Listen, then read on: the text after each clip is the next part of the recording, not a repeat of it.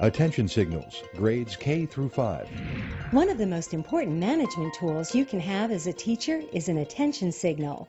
You'll use this signal anytime you want to get your students' attention, whether you're in the classroom, on a field trip, in the hallway, or anywhere else with your students.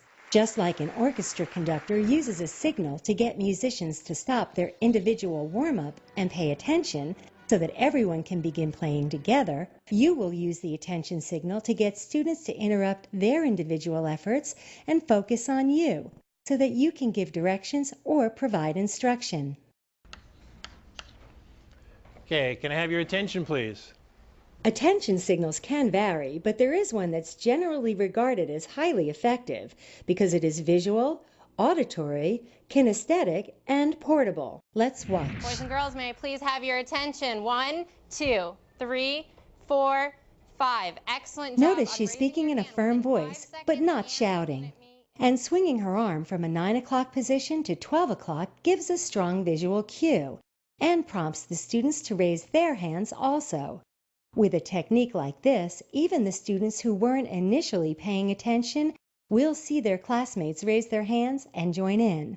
Another reason this signal is effective is that it can be used anywhere inside the classroom and out, and combines both visual and audio elements. Other signals are not as effective because they lack one or all of these features. For example, flicking the lights only works indoors and is not a signal that you can carry elsewhere, like onto the playground. Watch as this teacher, who usually flicks the lights to get her students' attention, is trying to get her students' attention outside. Although clapping your hands provides both visual and auditory cues, it requires repetition, and it may be a while before you have all of the students' attention. If you've found a signal other than the one we've described in detail here that works for you, by all means stick with it. If not, we urge you to try this proven method of attention getting. Whatever signal you decide to use, teach it to the students on the very first day of class. Boys and girls, we are going to go ahead and do our attention signal. Remember that we need to have our eyes on me, focused within 5 seconds. Ready? It may take a few attempts before the students get it right. Boys and girls, may I please have your attention? 1, 2, 3, 4, 5. Ooh, not so good. I see Josias and Margarito not having Notice how she is providing feedback to the students who are doing it incorrectly. Your attention, she needs 100%. That means I need to see every student with their hand up and looking at me, okay? Your eyes need to be focused in on me. Otherwise, you're not going to hear what I have to say, all right?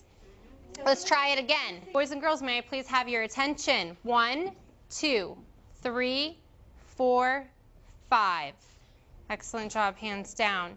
Very good job on following our attention signal. It's strongly recommended that you keep the response time to 5 seconds. As with teaching any strategy, it's always important to teach your expectations for the desired behavior, monitor the behavior, and provide feedback. Always give them positive feedback when they respond properly.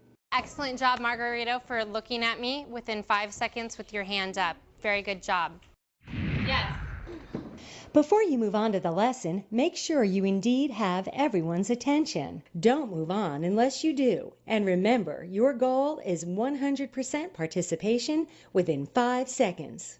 Without an effective attention signal, you may find yourself repeatedly asking students to stop what they're doing and yelling over them.